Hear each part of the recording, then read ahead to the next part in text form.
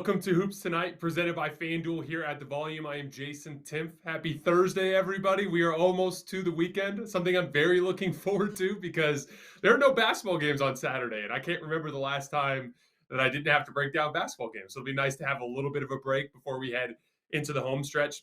We will be getting Carson back tonight. Carson graduated from Arizona State University a couple of days ago, so he's been off celebrating. Excited to have Carson back. Everybody that's in here, make sure you drop a congratulations in the comments. We're going to break down Phoenix, Dallas. We're going to break down Philly, Miami. And then we're going to play a game of That's What He Said, because we have built up a repertoire of about a half dozen absolutely incredible quotes that I've been dying to react to. So we're going to get into that. It was an interesting night of basketball. I'm excited to get into it. Won a little bit of money on Miami, lost a little bit of money on Phoenix. You know how that goes in the betting world. Before we get started, make sure you guys like this video and subscribe to the Volumes YouTube channel. We are going to be live every day this week, except for Saturday, obviously. So make sure you come back after every big game. And then remember to follow me on Twitter at _JasonLT so you guys can see the video content that I put out that backs up a lot of the concepts that we talk about on the show. But let's start with Phoenix and Dallas. This is shaping up like a textbook playoff series where the teams don't seem to be willing to bring their effort and focus on the road. Both of these teams are extremely difficult to guard. When you look at the way that they're set up, I feel like Phoenix is more of a multifaceted offensive threat in the sense that Chris Paul and Devin Booker are primarily responsible for just that initial compromising of the defense. Once they get that initial, defensive help rotation and they kick out, the rest of the guys can take it from there. There's so much talent surrounding them on the floor. Cam Johnson is fantastic at attacking closeouts and can shoot.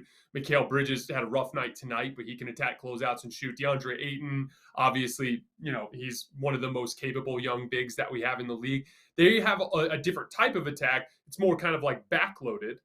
But at the same time, Dallas is also extremely difficult to guard. The difference is that Dinwiddie and Brunson and Luka all have more of a responsibility to try to score when they make that initial move, and the guys off the ball are more shooters, spot up shooters, traditional spot up threats rather than close out attacking kind of guys. You're not expecting Reggie Bullock to put the ball on the floor and hit a bunch of one dribble pull ups, or Dorian Finney-Smith or Maxi Kleber, any of those guys. It's kind of more of a it's different. It's more front loaded in that sense. Both teams though are extremely difficult to guard, and both teams have shown, and when they're at home, that they're willing to do so, that they're willing to do the work to do so.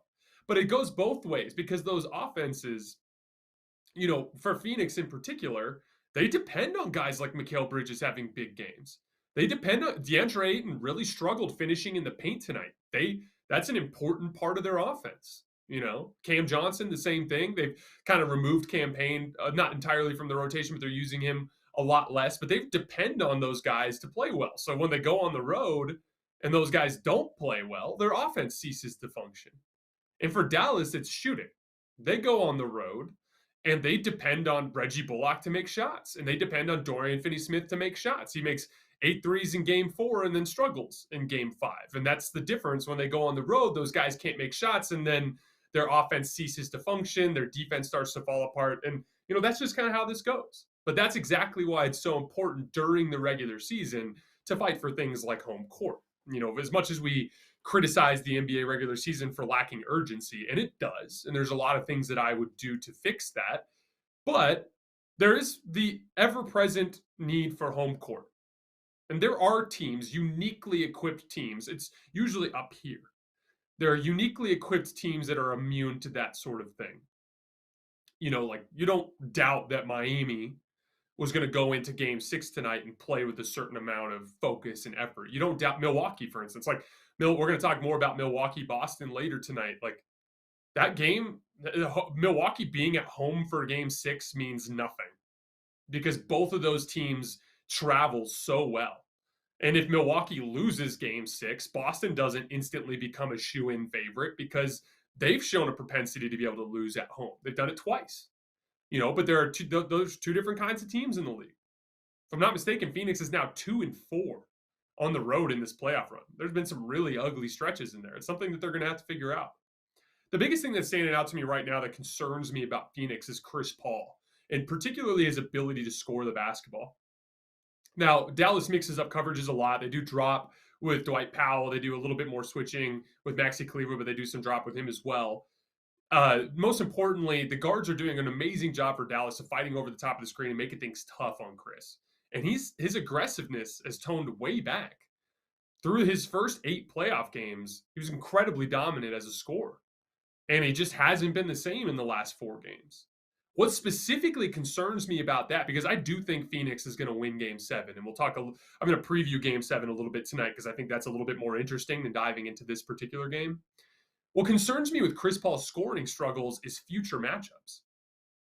So, Golden State does a ton of switching. If they get into the to the finals, Boston switches everything, especially against a team like Phoenix. And Miami, Miami happens to get out, they're going to switch everything. And Milwaukee, we've literally seen them against Phoenix. They did drop to start the series, but towards the end of the series, they went to Giannis at the 5 and switched everything. Against switching defenses, Chris Paul is going to have to score. We've talked a lot on this show about the way you attack switching defenses. We're going to get further into it when we can start talking about Boston.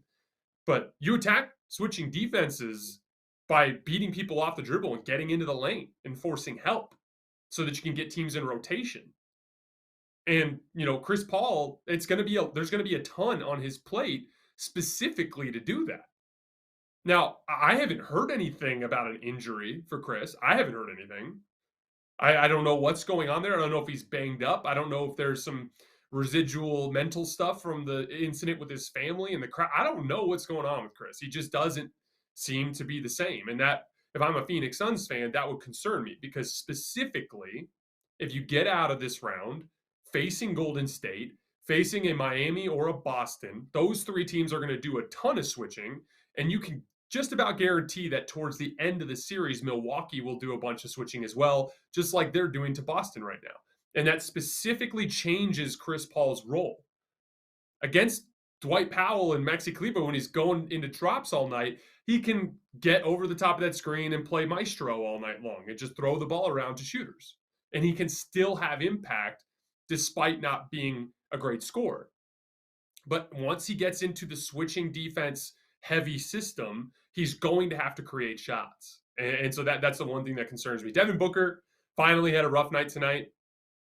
But coming into tonight, he was averaging 25.4 points per game on an astounding 63% true shooting. So my whole thing with Devin Booker is that he's been consistent, so I'm not going to overthink him having one specific bad game. I wanted to look forward to Game 7 because there's one specific move that I think Dallas has on the table, and there's one specific move that I think Phoenix has on the table to try to improve their chances. So for Dallas in particular, their offense hasn't traveled in this series. They're averaging better than 10 points better at home than they are on the road in Phoenix. They're only averaging 105.6 points per 100 possessions in Phoenix. When you zoom in on it specifically, when they've played after tonight, when they've played with Dwight Powell on the floor, in 74 minutes, they're minus 19. But in 214 minutes without him, they're plus 8. The problem is Dwight Powell is not guarded. When he pops anywhere to the perimeter, he's not guarded. And then he does present that lob threat for Luka. So if the guard, so for instance, Mikal Bridges is doing an amazing job fighting over the top of screens and shutting off some of Luka's stuff in pick and roll. But if anybody else is in that action, they're dying on the screen. Chris got caught on a ton of screens tonight. A bunch of the guys are struggling with that. Once they get caught on the screen, it's a lob dunk every time with Dwight Powell. So it's not that Dwight Powell's not giving you anything. He's also been very good defensively. He's a big, important rebounder.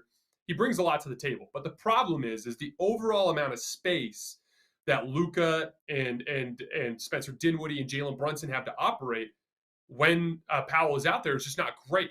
And as a result, it's more of like a 4-out, 1-in concept as opposed to a 5-out concept. It just allows DeAndre Ayton to hawk the paint. And if DeAndre Ayton can hawk the paint, that turns all of those guys into mid-range jump shooters, and it just makes the game a lot harder. And so Dwight Powell's been playing, right around, I can't remember off the top of my head, but it's right around 15 minutes per game, right?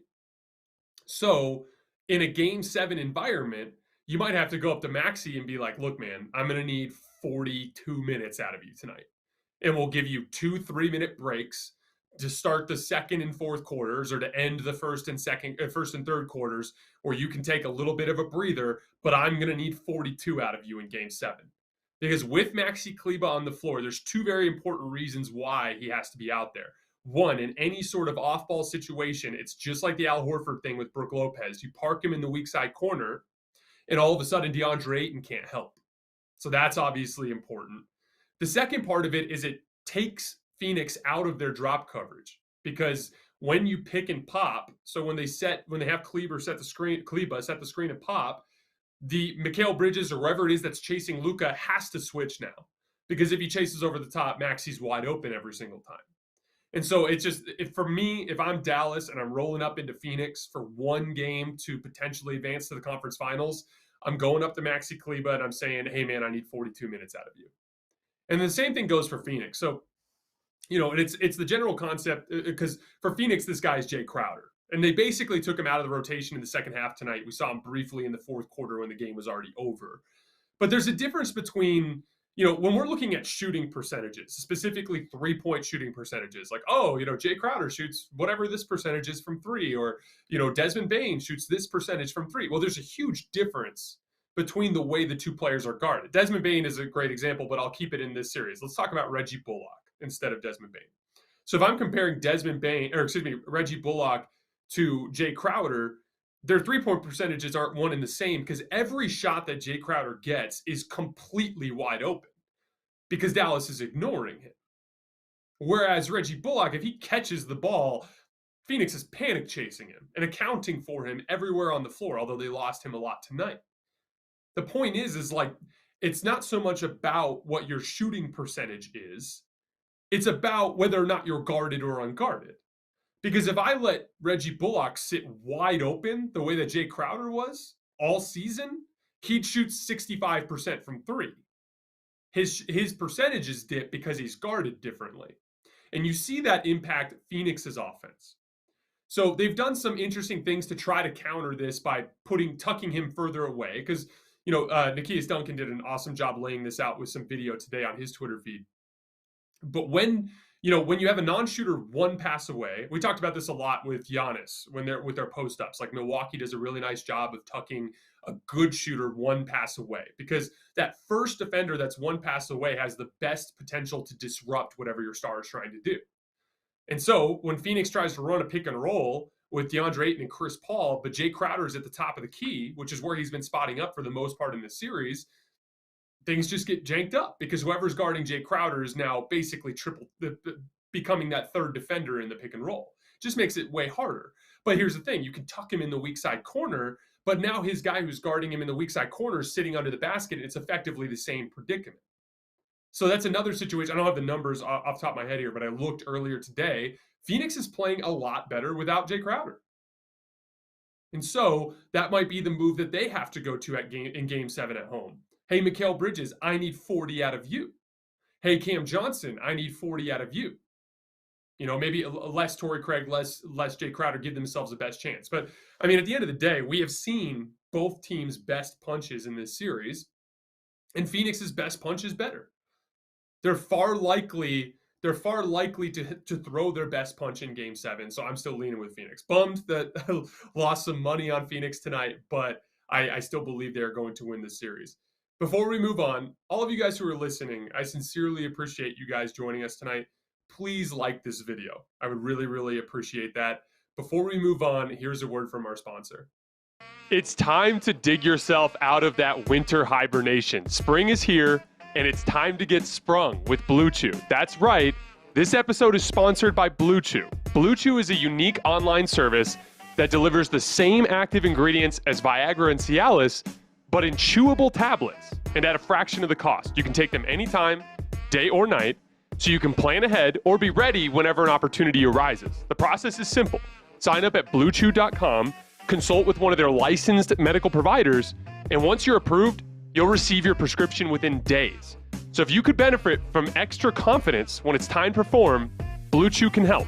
And we've got a special deal for our listeners. Try Blue Chew free when you use our promo code TIMPF, that's TIMPF, at checkout. Just pay $5 in shipping. That's bluechew.com, promo code TIMPF, to receive your first month free. Visit bluechew.com for more details and important safety information. And we thank Blue Chew for sponsoring the podcast. All right, let's move on to the Sixers finally being put out of their misery tonight by the Miami Heat. I made 2 bets tonight, both money line bets, both on the road team in a game 6. But I made those bets for very different reasons. I bet on Phoenix because I think they have a lot more talent than Dallas. I bet on Miami because they don't have as much talent, but because I could count on them to bring their very best punch in a closeout game on the road. You know, there's a lot of attention thrown towards Heat culture. It's kind of like a buzzword. There's, I think it gets overplayed as it pertains to comparing that to the rest of the better teams in the league, right? Like, I don't think Miami has some massive culture advantage over Golden State or a massive culture advantage over like the LA Clippers or the Milwaukee Bucks or many of the other teams around the league. However, they do absolutely have a culture advantage over the middling teams in the league and the teams at the bottom. Especially when you see in environments like this, there's a toughness that goes into the way that they play. Eric Spoelstra has said before that the types of players that Miami targets are edgy, and they're usually guys that have had, a different path to their position in the NBA currently. They usually have a chip on their shoulder. They usually weren't, high-level draft picks, guys that, were used to success. They're usually guys that have kind of been down in the dumps a little bit at various points in their basketball careers. And that breeds a certain level of toughness. They're an extremely, when it comes to the talent that's on the roster, you can always count on a handful of things. You can count on them being in their peak physical condition. You can count on them being mentally tough.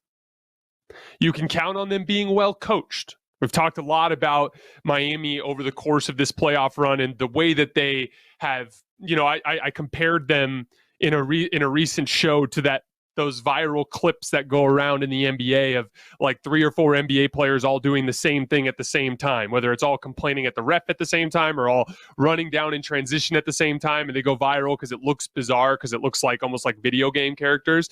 That's what Miami looks like on defense and on offense. Everything they do is so disciplined, and you can count on a certain level of attention to detail from that team every single night. And it's their biggest advantage in a lot of these situations. Specifically when it comes to coaching and like a night like tonight. One of the things that they've been doing consistently throughout this entire playoff run, but it's obviously was deeply impactful tonight, is they do things like switch coverages. Like one possession you come down, they're in a zone. The next position you come down, they're in a man. One time you run a pick and roll, they trap it. The next time that you run a pick and roll, they're in a traditional drop. Then they randomly switch it. Do you guys understand how hard that is to do in the flow of a basketball game? Do you understand how much time and effort when it comes to coaching, how much time and effort it takes to instill those things? It's funny because I coach high school basketball, and I can't tell you how many times my coaching staff and we will ask our players to run a play and they won't do it, but they're kids, so you expect that to a certain extent. But even when I was in college, it was the same thing. Can't tell you how many times the coach on the sideline would make a call with grown men. When I was playing NAIA ball, it's like we had a 29-year-old point guard and a 31-year-old shooting guard. I was one of the young guys at age 22. And it was, and for the record, and for all you kids out there trying to play one day, or are playing right now in high school or in college, one of the easiest ways to solidify your spot in a rotation is to be dependable when it comes to running plays right, or being in the right spots in your defensive scheme, and always being where the coach needs you to be in whatever his system is. But Miami has that down to a T. That's why I bet on them tonight. And then we look at the other side with Philly. And I tweeted this out earlier. Is there a 4-man grouping in this playoff field that is more talented than Joel Embiid, James Harden, Tyrese Maxey, and Tobias Harris? There probably is. If we really looked hard, you could probably say like a Giannis, Chris Middleton, Drew Holiday, Brook Lopez is above them, right? You could say like a Steph, Clay, Jordan Poole, Draymond Green, but that's probably the end of that list. Maybe Chris Paul, Booker, Ayton, and Bridges, right? But like that Philly quartet is right there with them. But they just, 3 games in this series, 4 games, games 1, 2, and games 5 and 6, they gave a piss poor effort, which is astounding under the circumstances. In those first 2 games in Miami, yeah, Embiid's out, I get it, but they punted those games. They quit in the first quarter of game 5. The big reason why I bet on Miami tonight was because Philly quit in the first quarter of game 5 of a pivotal 2-2 playoff series. And then after the game, Joel Embiid came out and basically implied that he doesn't want to be playing. He had this long drawn-out quote about how, if he's in a lose-lose situation because if he plays, he won't play well. But if he doesn't play, everyone will call him soft. Well, here's the thing, dude. You're on national TV. And game 3 and game 4 were on national TV. You had a broken face and you were recovering from a concussion in those 2 games. And we saw you sell your soul on the court on defense. And then at game 5 and 6, you just stopped. You just didn't do it. Now, okay, like maybe... is it possible that there is stuff going on that puts you in a position where, as the series was progressing, things got worse? I don't know. It's hard to jump to that conclusion. All I know is that you had those same injuries in game 3 and game 4, and you didn't play hard. Anybody on the roster. James Harden took 2 shots in that second half tonight. How bizarre is that? There's a bunch of stuff going on in the area of toughness and just metal. And all of those little intangible basketball qualities. There were so many things for Philly in this series that went south. And guess what? That's what happened last year. Philly had more talent than Atlanta. Philly had more talent than Miami. They lost both of those series. That's one of those things, like when we're getting into the top of the league, when we're comparing you to Kevin Durant and LeBron James and Giannis Antetokounmpo and Steph Curry, we're talking about guys that bring it every single night, especially at least in the postseason, and set a certain tone that trickles down the roster. For whatever reason, that just doesn't happen with Philly, and it's bizarre. But before we move on, I want to give some credit to Miami because, again, I described them in our last show that talked about Miami. I described them as a sponge in the desert that they squeeze every last drop out of. There's no chance in the world that Miami's going to leave points on the table, that Miami's going to leave an opportunity on the table. They will get the absolute most out of their talent. It's funny because I put in my notes, Philly's big mistake. And I put that during the game because all I could think of is who'd be a guy to have in your foxhole for a game like this is Jimmy Butler. And then as fate would have it, Jimmy Butler after the game, quote, he's talking about Embiid. Love him. I'm proud of him. I still wish I was on his team. I definitely love the Miami Heat, though. I got so much respect and love for Joel Embiid. That was their big mistake. They chose Tobias Harris instead of Jimmy Butler in that summer. And there's some conflicting intel there. Apparently, Philly might have offered him 4 years instead of 5 years or whatever it was. And there's, obviously Jimmy had an affinity for Miami and he fits in perfect to that system. So I get it.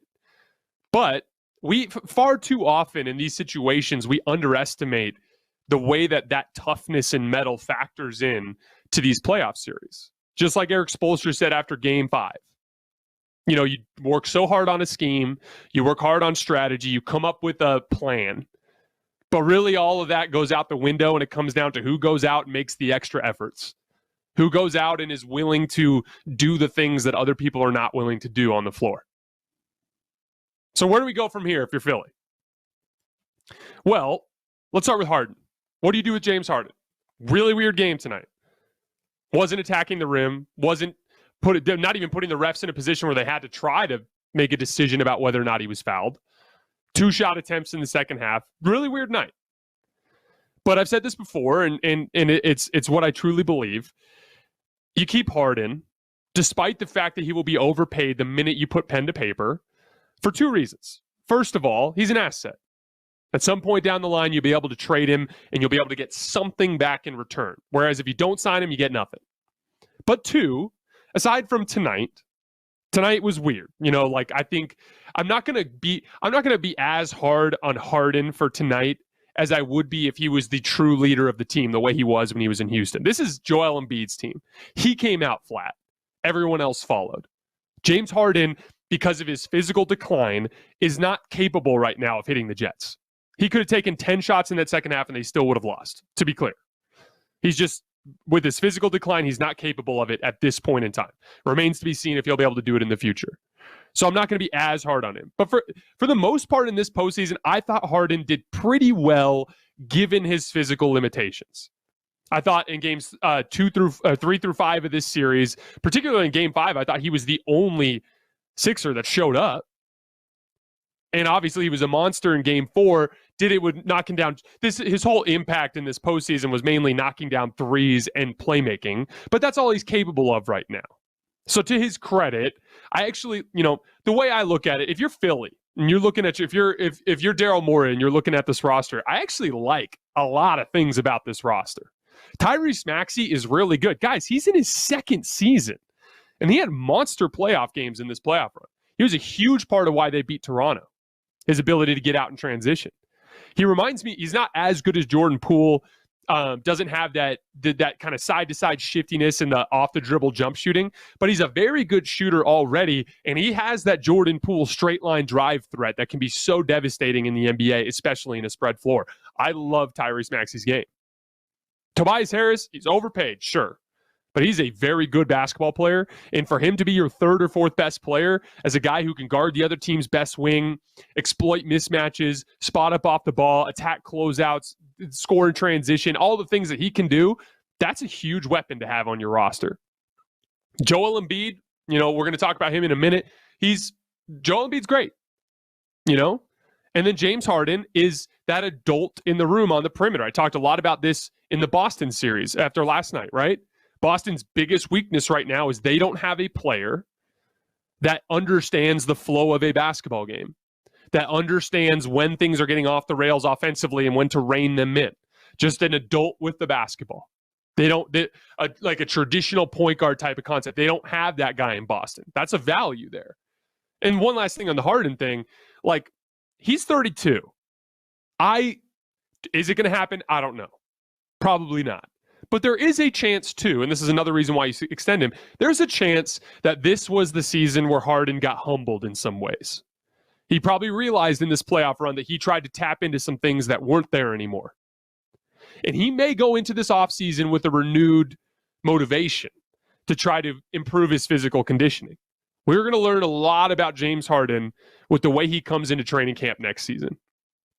Last note on Philly, I think they have to fire Doc Rivers. He had some moments in this postseason, to be clear. I thought he outcoached Nick Nurse in the first round. But here's the thing. The toughness element, if it's not going to come from a player, it has to come from your coach. Look at the Celtics. The Celtics had issues with toughness consistently over the previous few years. Ime Udoka came in and completely changed that. Younger, more recently in the league, a guy who brings a ton of toughness when he was a player, and he inflicted that on his players in his locker room. What I would do is I'd fire Doc Rivers and I'd find a guy like Ime Udoka. I have to do some research to find some specific examples, but I'd look for someone that has a toughness type of identity that can inflict that on this group, because that's what this group needs. And before we move on entirely, I have one last note. On the Danny Green injury, I have no idea if Joel Embiid flopped into his leg. I have my suspicions, but I'm not going to jump to that conclusion. I'm really, really bummed out for Danny Green. He's not on a guaranteed contract next year. Didn't look good. We don't know the MRI results yet, but we can all be pretty sure that's bad. And he probably wouldn't be able to finish rehab until he's 36 years old.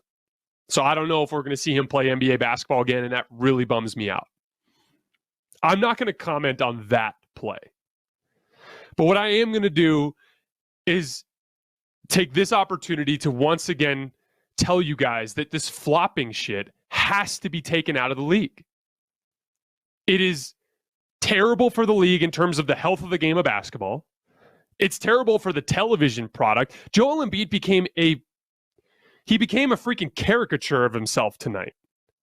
He was falling on almost every single play. There was a play where he was running back on defense in transition and tripped over himself and fell.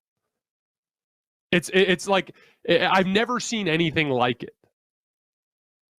It's bad. It's bad for the health of the game. It's bad for the television product. And most importantly, it's not safe. Again, I'm not referencing that play. I'm just saying, especially as a big human being, every time you willingly and purposefully fall on the floor in traffic, you put everyone else around you at risk. You put their legs at risk. You put their ankles at risk. You put their knees at risk. And you willingly make that decision. And this is where I have to go at the NBA. Because this has been a problem for the better part of a decade now. And they let this happen. Go turn on a game from like 2002.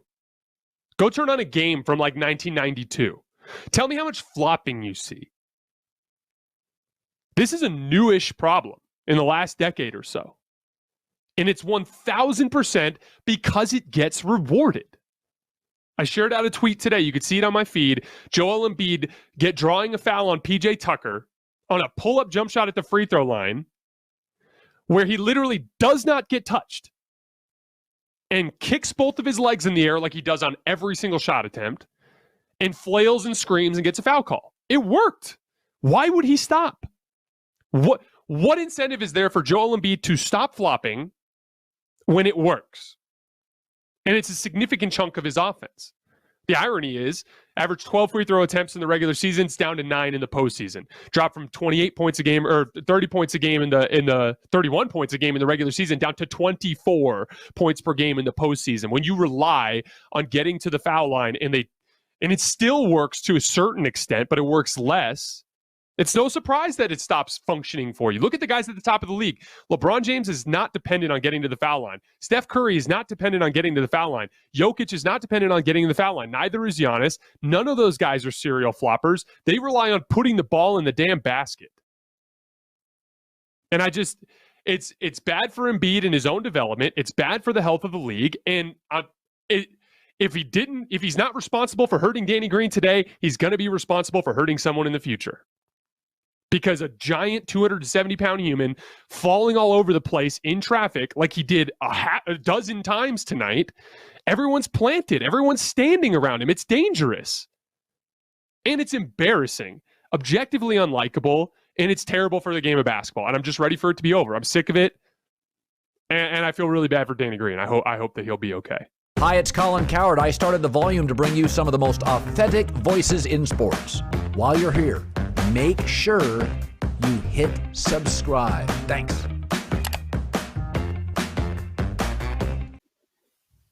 All right. So before we get working with Carson, please, all of you guys, thank you so much for coming to hang out with us tonight. If you guys could do me a favor and please like this video, I would very much appreciate that. Also, if you guys could do me one other favor, congratulate Carson on graduating college from Arizona State University, which I have a personal problem with as a resident of Tucson, Arizona, and the Arizona Wildcats. But congratulations, my guy. I hope you had a good time the last couple of days celebrating.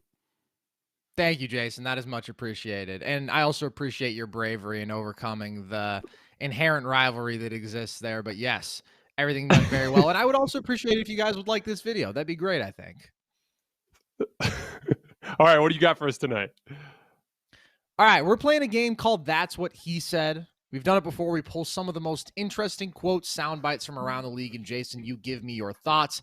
And we're going to start with a little surprise one for you here. Obviously, one of the stories of the night, James Harden, 11 points in a closeout game that his team loses, under 19 a game in these playoffs. Joel Embiid actually came out and remarked a little bit on that shift in his game, that lack of scoring production. Let's take a listen to what he had to say. I mean, I don't know. I think he's been, obviously, I'm sure, since we got him, everybody expected the Houston James Harden, but that's not who he is anymore. I hadn't heard that yet. Pretty honest stuff from Joel there. He does not hold back. Jason, what's your reaction to that? Okay, so if I'm James Harden, I'm like, hey, dude, your postseason scoring was like down 7 points from your regular season total. So what exactly are we holding me accountable for? Here's the deal. We talked about this earlier.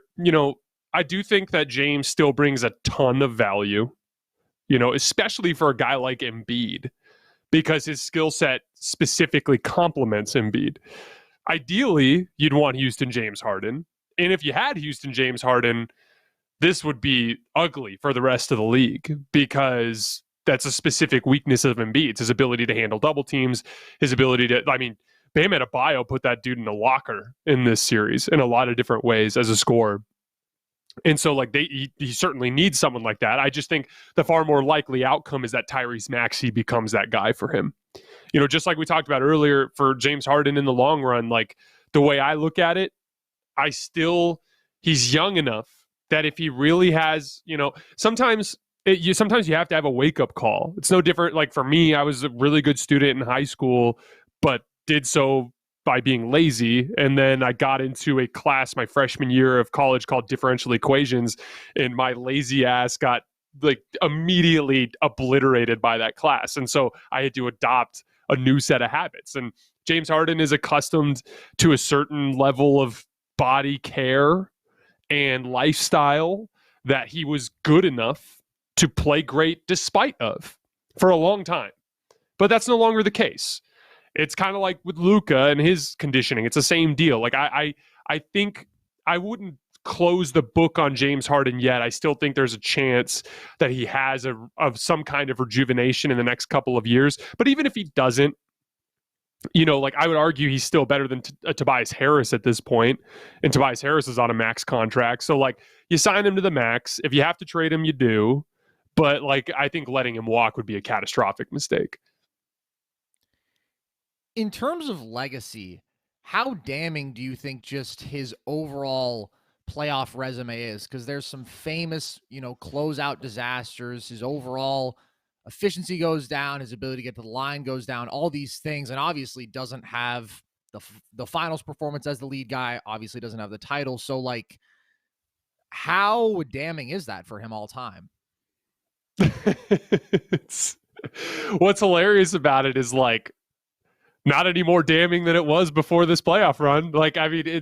He's got such a long track record of this type of playoff disappointment that that's kind of set in stone. There's not really anything he could do to make that worse. And that's probably the best thing working in his favor. I think the far more likely, what's the word I'm looking for? The far more likely redemption story for a guy like James Harden is that he succeeds eventually as a number 2 or a number 3 in a supporting role, and he wins a championship doing the little things and being the playmaker and being the guy who kind of puts people in their spots, and then he gets kind of romanticized again as a guy that is a winner and a champion. But James Harden's lack of reliability as a number 1 option in the playoffs was well documented, arguably as well documented as any player in NBA history. So he attempted 2 shots in the second half tonight, and it's just doesn't. You're just oh, James Harden, Game 6, big shock. It's just not that big of a deal. It is going to be interesting to see how he transitions into the true twilight, because the playmaking and the decision-making, the controlling the pace of the game, he obviously has all that at a really high level. But when you talk about embracing the little stuff, that's never been his brand, obviously. So it's kind of we'll see. Obviously, Russ was tested in that way. He did not pass. And speaking of Russ, we have a pretty shocking Lakers-related quote today. I think this comes from Doug Gottlieb's radio show. It's Bill Plaschke talking. He says, quote, "I've heard that Phil would like LeBron traded. I've just heard that. I do know that Phil would like to keep Westbrook and try to make it work with him." Jason, can you even believe what you're hearing? Oh my gosh, man. Well, so it's been well documented. We've talked about this a million times on the show. Jeannie Buss has surrounded herself, her experts, the people that she relies on, her advisors are all personal connections and not professional, people that are in the weeds or in the work, in the grind of things right now. And even like like arguably the most competent person in their front office right now is Rob Pelinka, and I would argue he's a bottom 10 GM in the NBA at least, if not even lower than that. But it's like, this is what happens. Like, what happens if you surround yourself with advisors who consistently have a track record of giving bad advice? Well, you get a guy like Magic Johnson saying that we need to get the basketball out of LeBron's hands. You get a guy like Magic Johnson saying that we need to surround LeBron with playmakers instead of shooters. And then you get Magic Johnson suddenly halfway through the season being like, oh shit, we need shooters. Let's trade our only good starting center in Ivica Zubac and to bring back a defender, a shooter that couldn't defend and then essentially couldn't even play in their rotation. You get ridiculous asset management. Like they literally had to sign Tyson Chandler in the middle of the season, and as a result of them letting Brook Lopez walk. Brook Lopez was on the record saying he wanted to be in LA, but I think it was because he was a big man who liked to shoot threes that Magic Johnson was like, nah, no thanks. You have Kurt Rambis walking. Kurt Rambis thinks more DeAndre Jordan is the answer. That's what's going to happen when your advisors don't know what they're talking about. Phil Jackson destroyed the New York Knicks as an executive. Traded Tyson Chandler for nothing. He's the guy who signed Joakim Noah to 4 years, $72 million, 2 years after he was any good, and the year after he was injured all season. The year before, he started 2 games. Like, it's ridiculous. So what's the natural progression of bad advice from bad advisors? Well, let's keep Russ over LeBron. Which the hilarious thing is there's not even one single angle there that makes any sense. They're both free agents after this coming season. They both are on huge contract numbers, so it's not like there's any contract flexibility you gain in the process. And LeBron is at least 1,000 times better at basketball at this point. I thought Russell Westbrook was one of the worst rotation players in the league this year. And LeBron James, I thought, was one of the top 4 or 5 players in the league this year. So it's completely ridiculous, but it's what you expect at this point.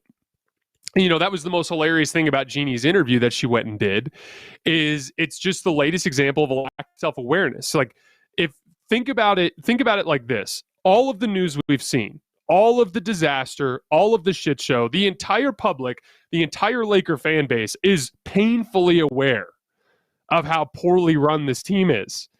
And Jeannie Buss's response was to sit down with Bill Plaschke, the same guy who's been talking nonstop about trading LeBron, and literally sit down with him and come to the defense of Linda Rambis and come to the defense of Kurt Rambis and come to the defense of everybody that's on her side and deflect any blame away from herself, but then be like, oh, it's my job to fix this. Jeannie, you put everybody in this position.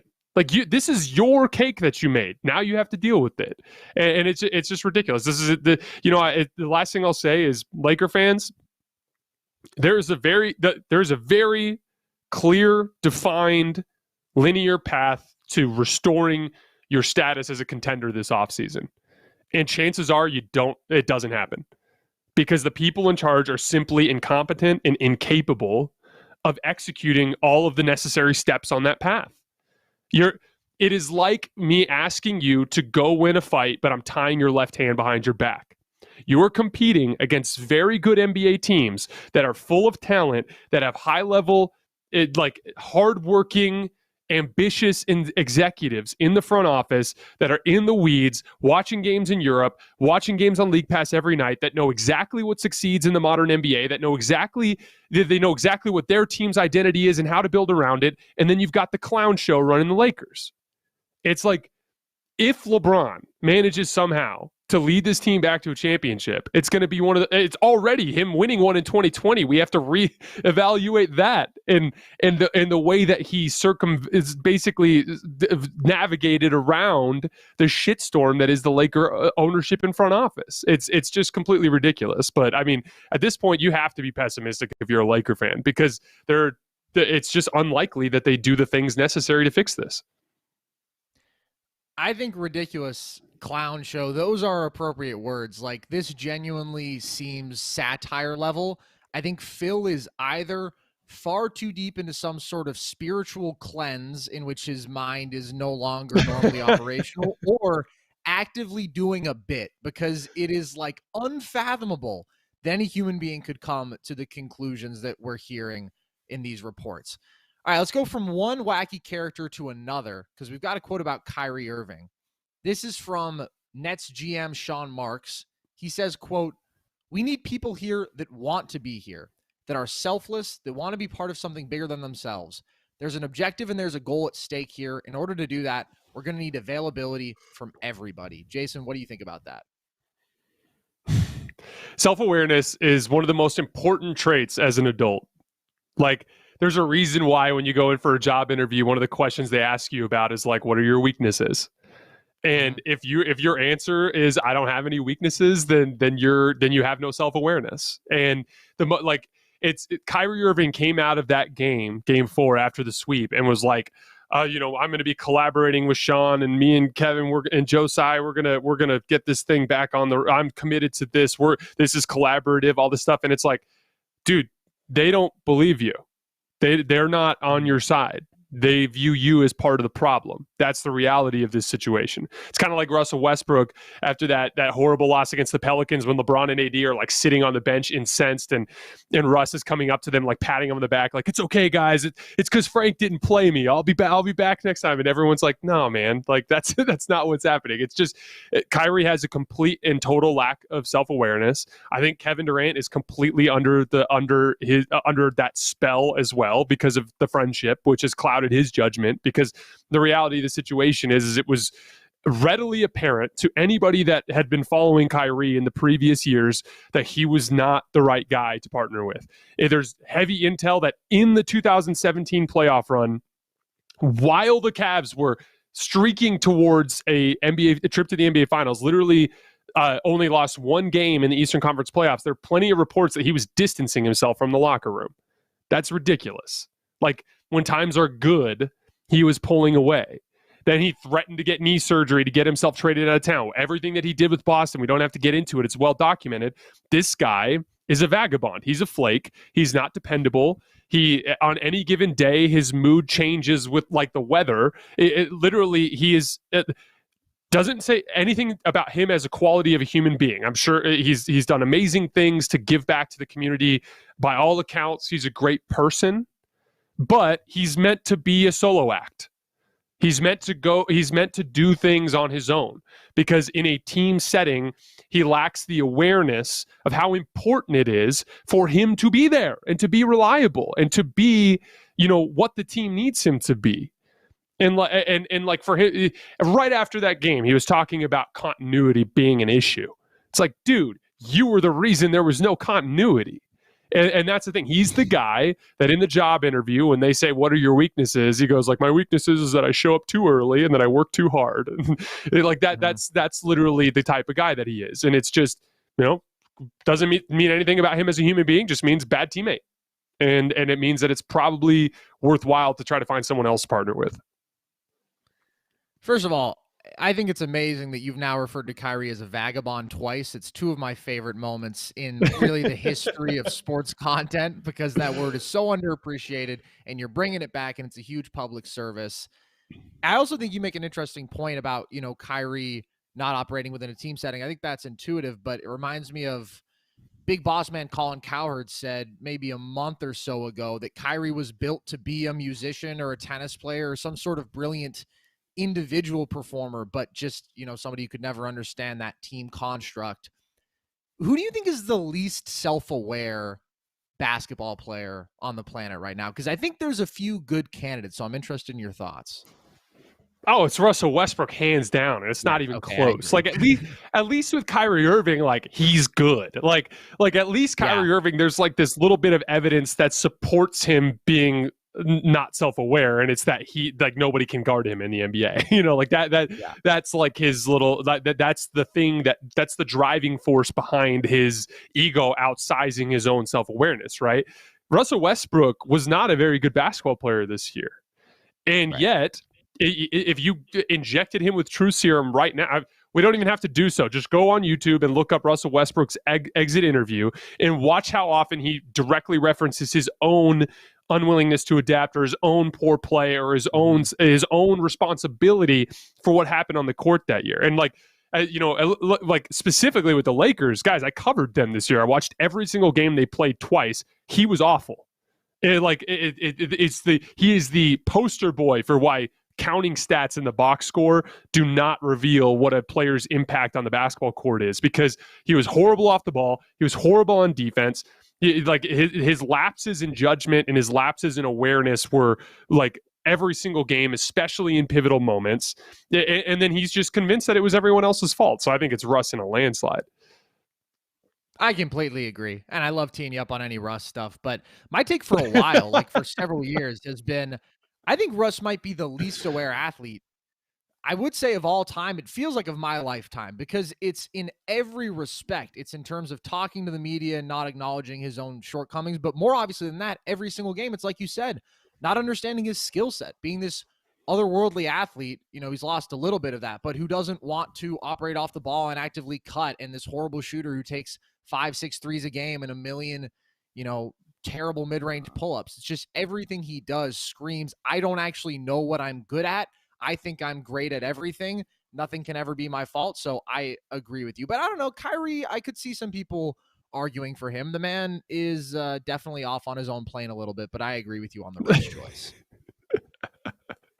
Yeah, it's just a classic case of like, if there was anything that would have humbled him into admitting these things, it was this year. And it didn't work. Like if this Lakers season couldn't convince Russell Westbrook that there were some things that he had to get better at, then nothing will. And I'm not sure that he'll ever have. We just talked about James Harden in his potential like redemption story. I don't know that Russ could ever achieve that without having some self-awareness, and he just doesn't. Yeah, well, he's a lot more focused on people calling him Westbrook and how that negatively affects his family, because he is not at fault. He had a great season this year. All right, let's pivot to a quote about the Celtics here. This is from head coach Ime Udoka talking about their feelings after going down 3-2. He says, quote, "Of course we're going to be down. Guys are going to be upset about the outcome. We outplayed them for 3.5 quarters. We talked about showing our resolve, and we made it tougher on ourselves now. It'll make it sweeter when we bounce back, but we gave up a golden opportunity tonight." Jason, what are your thoughts on that? Well, first of all, I love Ime Udoka. I think he represents what a modern NBA coach needs to be. I've talked a lot on this show about how, there's a certain level of offensive organization that's important, a certain amount of detailed sets and getting guys in the right spots, and mainly spacing concepts, I think, are most important at this point. And Ime obviously understands those things, but one of the most important things is managing personalities, and the way that Ime Udoka resonates with his players and can convince them to do the things that need to be done to win games is so important. It'll be interesting. The interesting thing to track with him will be burnout, because, for instance, there are guys like Frank Vogel or Tom Thibodeau who, in a short sample size, seem to be able to captivate his players into a certain level of work ethic and intensity, but it seems to wear on them. And then you'll see seasons after where the same group of guys just don't get the same level of intensity under those coaches. So that'll be the next step for Ime, is his ability to stay fresh and to keep that level of commitment. This series, I agree with him, though. They made it harder on themselves, but this series is not over. Once again, Milwaukee's half-court offense in Game 5, 0.88 points per play.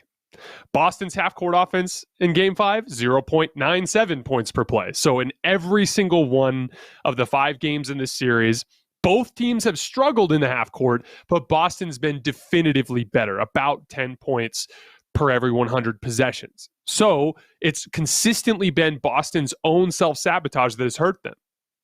Milwaukee scored 2.14 points per transition play. How insane is that? Literally, they're scoring more than a layup on every transition play. That's consistently been where this series has turned. The difference is Boston was also great in transition in Game 5. They averaged 1.7 points per transition play. Where Milwaukee dominated this game was the offensive glass. We've talked about it on the show. They had 17 offensive rebounds. Bobby Portis had 7. Milwaukee scored. This is a wild stat, Carson. Milwaukee scored an additional 0.35 points per miss in putbacks.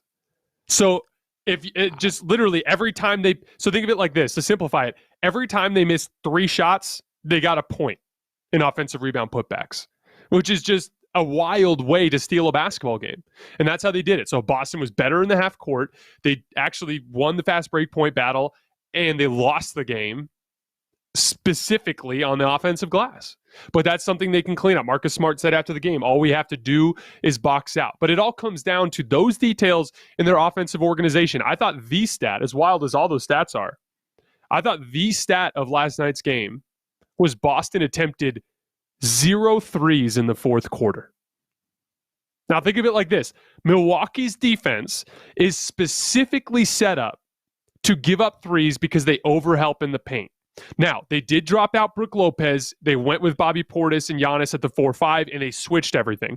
But, as I've said, the only way to attack a switching defense, because a switching defense is designed to bait you into stupid pull-up jump shots. Even if you make them, they stagnate your team. They're not great looks. The only way to beat a switching defense is to beat individual matchups to the rim.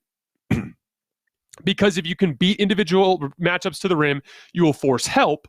And if you force help, you can get quality three-point shots or quality opportunities to attack closeouts. They attempted 0 threes, which tells you that and Brook Lopez didn't play in that fourth quarter, so they switched everything the entire quarter, and Boston just neglected to apply any rim pressure. They fell directly into Milwaukee's trap, and it cost them the game. Now, I'm off of Boston in terms of like predicting anything with them, because I was off of them before they even won the game in Game 5, because their lack of discipline, and they're a team that would be killing for a guy like James Harden on the roster, and that might be something they have to look into. They need an adult on the perimeter that can orient them and put them in positions that they need to be. But I think I wouldn't count Boston out in Game 6 at all. And I wouldn't count Milwaukee out if Boston won, because both teams have shown the ability to win on the road. So it's just, it's a really, really interesting series. I think these are two of probably the best teams in the league. They're easily the two best teams in the West, or in the East, excuse me. And this series kind of feels like a conference finals type of series. And Milwaukee stole 3 games in this series simply by winning on all the details. We talk about swing factors. That's a phrase I use all the time on the show, is swing factor. If the entire game played out in the half court, Boston would have won this series in a sweep, but it doesn't. There are swing factors. It's like special teams in football or turnovers. You can be the team that runs the ball all night long with no issue, that is picking them apart with your passing game. But if you have a couple of sloppy turnovers and you get dominated in special teams, you can cost yourself a game. And that's what's been happening to Boston, is they're just getting destroyed on the margins and all of the details. And that's specifically why, like I even if Boston wins this series, I would feel a lot less confident about them winning the title, because they just don't pay enough attention to those things. It has been fascinating to watch that play out. Throughout this series, it's been the same thematic issues that you've touched on over and over again. And obviously, incredible accomplishment for Giannis particularly, but the Bucks overall, if they're able to pull this off with Middleton out. But it does feel in a lot of ways like a failing of the Celtics, just given the level that we saw them reach down the stretch of the season and the expectations that they drummed up and the opportunity that they had with how things have shaken out, Middleton not being there. And obviously Miami, a very good team in the conference finals, but I think certainly Boston has a higher ceiling. So it'll be interesting to see sort of what the response is if they fall short here, because this definitely ended up being a pretty golden opportunity, it feels like. All right. Yeah, pivot. I think it would be adult playmaker. Just somebody who's a grown-up on the perimeter. That's going to be their go-to need. I don't know who that is. I don't know if you target someone like a Ricky Rubio or someone along those lines. Just, I don't think you need another primary ball handler, but you just need somebody that can get Tatum and Brown off the ball in terms of bringing the ball up the floor and making that initial decision. You need someone to throw the ball to Tatum here and be like, here, dude, all you have to think about is scoring in this post up. Here, dude, all you need to think about is like drawing this double team out of this spot. But like, them bringing the ball up the floor and making that initial decision is too often resulting in things going off the rails. That's always been my thought with them. And it was interesting because I sort of felt like, and obviously there are differences, but their vision of, okay, we have our 2 score first wings and they're going to be our offensive initiators very consistently out of isolation and pick and roll. The model that I looked at and thought, okay, that's probably most similar was what the Clippers had with Kawhi and PG last year. But I thought to make that work, you needed, first of all, Kawhi and PG, who are just a better tandem to begin with, a more developed playmaking tandem as well, and like one of the greatest shooting teams ever around them. And still, obviously, Kawhi gets hurt, but it was a second round exit. So it's always seemed to me like a lofty goal. And I think you touched on it. I mean, so many great teams today have just straight up that dynamic star scoring and playmaking guard. But if you don't have that guy, if you do just have the lead wings, you need a table setter. You need somebody to control the flow because it's just too much to ask of those guys, I think, to consistently be great decision makers and facilitators and everything that they need to be right now if Boston wants to achieve its ultimate ceiling. Yeah, and one last super quick note, like this is quickly becoming one of the most, it's impossible to quantify. It doesn't show up in a box score. I have no way, I don't have any idea how to measure it. But game management is like one of the most valuable basketball skills that we're learning in this postseason run. And again, it's, you just know it when you see it. It's guys that can, it's almost like it manifests in pace in a lot of ways. Like you just can tell, like when you watch Luka, there's just a control that he has over the flow of the game. And Chris Paul has that same control. Steph Curry has that same control. Giannis has that same control. You either have it or you don't. I don't know how to quantify it, but it's just Boston doesn't have it. And it's the biggest reason, Milwaukee has no business being in a closeout game tomorrow. They have no business being in a closeout game. And they are in one because of Giannis's greatness and because Boston's soiling themselves. Like that's literally what it is. Yeah. I agree completely. All right, we've got a quote from our guy Draymond here about the Warriors having to obviously make this adjustment from playing one version of the Grizzlies to playing another, and obviously we saw them get blown out in historic fashion in Game 5. He said, you almost have to make the adjustment in this series as if we're starting an entirely different series. You kind of have to rethink the whole game plan because our game plan was built around Ja Morant. Jason, you've talked a lot about the trade-offs that you have losing Ja, obviously losing his lead scoring, but gaining some of that size, athleticism, defense. So what are your thoughts on that? What are some of the key adjustments the Warriors need to make there to actually go out and close out this series? So I agree with him in respect to the fact that, yes, like all your coverages change because there's a certain amount of like a overloading that you do for Ja, right? Especially on your defensive scheme, your pick and roll coverage, all those kinds of things. There are absolutely some massive differences without Ja, right? And obviously without Ja, it's harder to get dribble penetration because there's just better perimeter defenders on the floor for Memphis. But to me, this game tomorrow is so simple.